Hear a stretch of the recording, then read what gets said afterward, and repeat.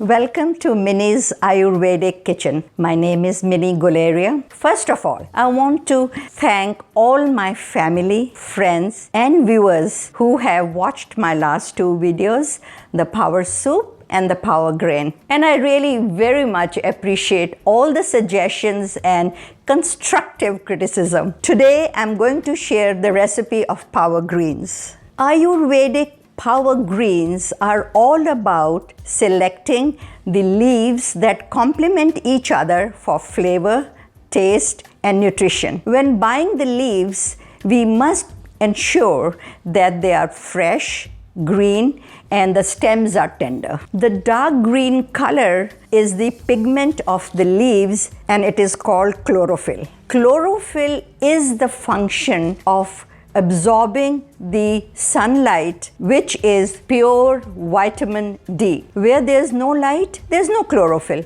And where there's no chlorophyll, there are no vitamins that are synthesized. The chemical formula is very similar to that of human hemoglobin in our blood. Chlorophyll benefits and purifies our blood. It treats anemia. It regulates your heart. It maintains a good cholesterol level. It neutralizes the toxins and regenerates the tissue of our skin, thus keeping us looking younger much longer. So, the green light is the green vegetables. In olden times, and actually still now in rural India, the combination of power greens are cooked in earthen pots all night very slowly. But today, we have exchanged the earthen pot for a slow cooker in modern times. The power greens are mustard greens, spinach, bok choy, fenugreek, bathu, bathua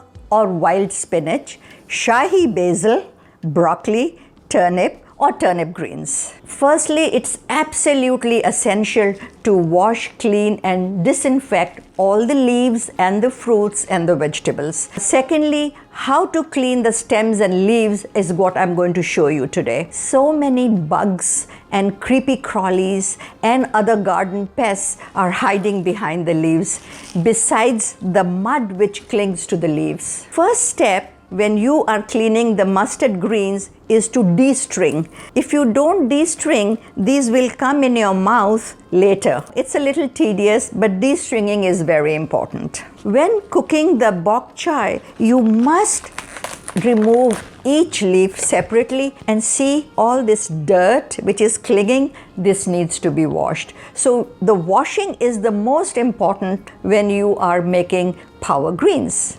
It's very important to wash the leaves, each one, literally each one. Let the water run through. Take out any dead leaves that show up and make sure if there are any bugs lurking behind, they get washed before we even start chopping them. Bok choy is really dirty. For whatever reason, there's so much mud here and here that I actually wash each leaf separately.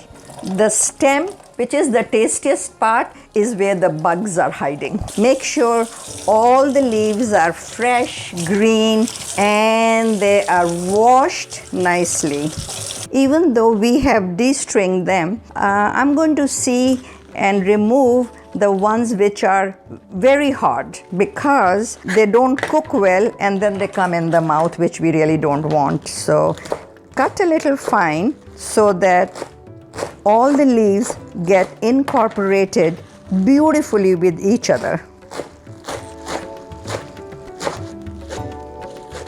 Now the spinach, actually the leaf is really at the top. I cut off a bit of the back stems. We take a handful and basically I chop off the portion which I think might be too hard and may take longer to cook or may not cook well enough into the power greens. Now the bok choy. This part is very hard, so I remove it and just take the tender part. And believe me, this is the tastiest part.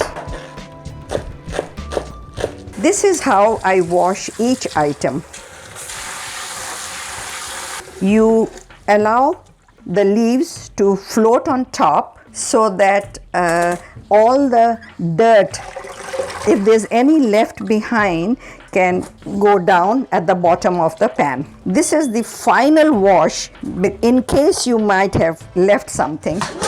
This is bok choy. I have made sure that we are washing them in open water and the clean, beautiful leaves and stems float to the top.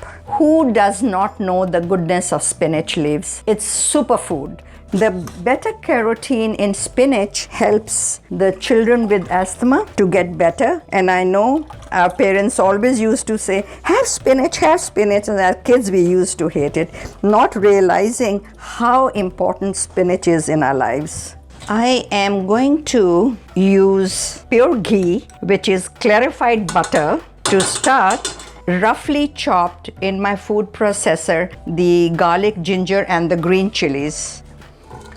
I saute the garlic, ginger, and the green chilies a little bit so they release the goodness of their vitamins and proteins and nutrients into the clarified butter, or ghee as we call it.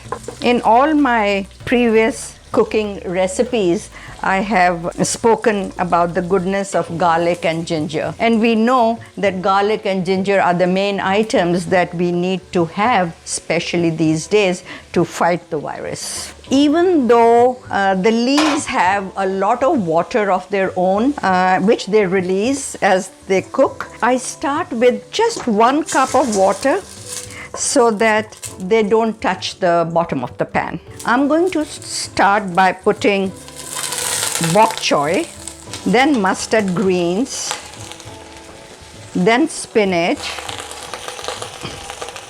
Turnip is an ugly vegetable, but more I say, the less it is. So here it's turnip and broccoli, which is nicely washed and chopped.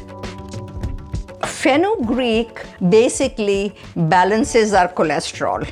This is Shahi basil. Basil 5,000 years ago was only in India. Then over the years it was taken to other countries. So the Iranians or the Persians started calling it Shahi basil, which means the royal basil. The Italians started calling it the Italian basil, and we call it the holy basil. Bathu, bathua, wild spinach, or Chenopodium album in English. It grows wild. If the animals could stop the humans from eating this, they would, because that's the only richest plant which has got left without us commercializing it. And I can see there's enough water so that my leaves will not burn. It takes about an hour to really get cooked down. So now we can add 2 level teaspoons of salt. Then turmeric. Turmeric is optional. We call these split grams. Works as a homogeneous binder for the grains. So it's been washed, pre-soaked. You just need a fistful, not too much. This has been cooking for about 40 minutes, and as you can see, it has got cooked down. And since it needs at least an hour more of cooking, I've just added 1 more cup of water, and we are just going to leave it for an hour to get really cooked. It's been about little over 2 hours, and it is beautifully cooked and ready for tempering. I have transferred from the big pot into the small pot, so this will help me with blending it and then tempering it. The time has come to taste the salt. Almost okay, just a small amount. That should be good enough. Now I'm going to put butter. Butter has a very special flavor when you are tempering food. I'm going to saute little more of roughly chopped ginger and green chili. Now we can put 1 tablespoon of cumin seeds. Cumin seeds give a beautiful flavor to the food. apart from having the goodness of so many healing properties, which we'll talk about another time. This is corn meal or corn flour. It comes as a binding agent and gives a beautiful flavor. And before it gets over roasted, I'm going to switch off the heat, and now we will put the tempering, and I'm going to clean it like this so I can get the entire butter and corn flour into our dish. This is the only dish that after tempering we allow it to cook a little more so that the corn flour and the cumin seeds can leach their goodness into the food. A lot of people prefer to put cream, but because I've already used clarified butter and butter, I am going to use milk to give that sweetness, just about quarter cup of milk. I like to cover at this point with a sieved kind of a netting because it is bubbling, and when it bubbles it will come all over. I want it to bubble, but I want it to remain within its boundaries. Absolutely ready to eat.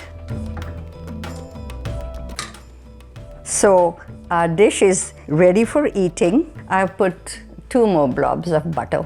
This is a complete dish by itself. It has all the goodness of vitamins, minerals, proteins, folic acids. You can eat it any which way. This is corn roti from India, the same corn flour which I had put in tempering, or you can have with a dinner roll.